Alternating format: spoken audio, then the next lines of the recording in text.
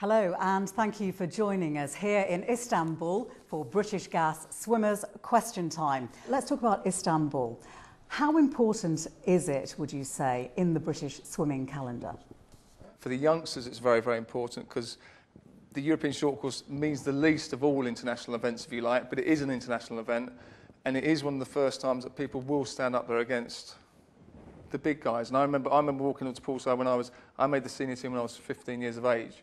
15, 16, and it's one of these things when you walk on poolside and you see Germans, Russians, Americans, whoever it might be from another country, everybody's so used to racing at home in Britain, and they know the pools, they know who they're racing against.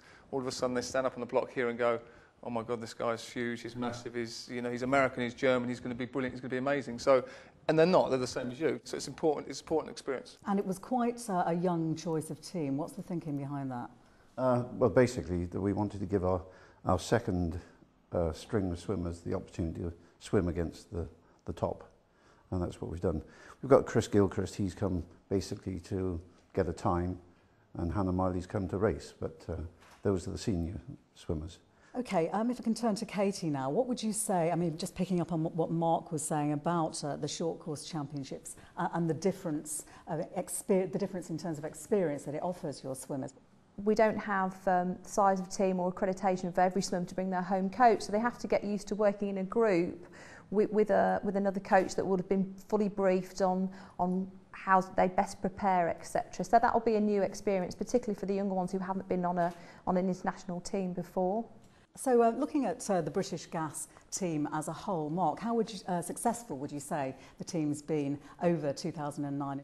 Really, really successful. I think the World Championships this summer was our best World Championships ever, and we seem to really we'd always have one or two or three people that sort of perform, if you like, and especially on the women's side now, we've got a couple of handfuls of really, really good girls that, I mean, it always takes one or two people to sort of set a benchmark, if you like. For argument's sake, Becky and Jo, all of a sudden they're the two people that the girls behind them are racing. They're trying to chase those girls, and all of a sudden if you beat one of those girls, you're one of the best in the world. So how are we going to encourage more youngsters to come through? But we've had from a very young age got a huge pot of people to choose from, and I think it's 300, there might be even more, 300,000 registered swimmers with British swimming, but it's keeping them in the sport.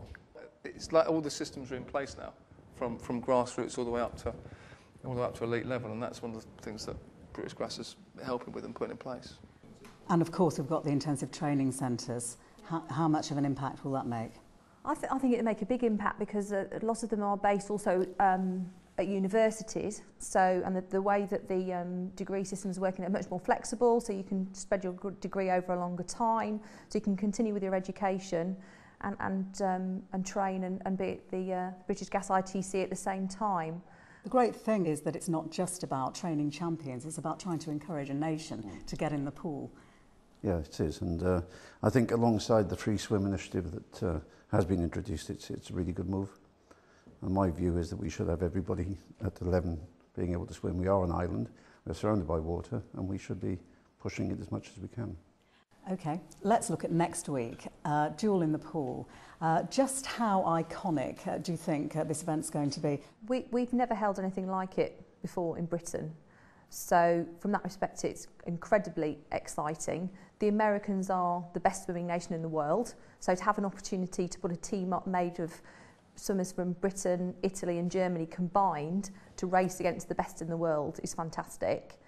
So how crucial, Katie, is the funding then to trying to achieve that dream? I think it's incredibly important because it all starts off at the grassroots, and the children, those kids that haven't necessarily got a local pool, being given the opportunity through programmes like Pools for Schools, but also creating those heroes. And although we're here for a swimming event, obviously British Swimming also looks after water polo, diving, synchronised swimming, and the athletes in those disciplines have also had tremendous success this year.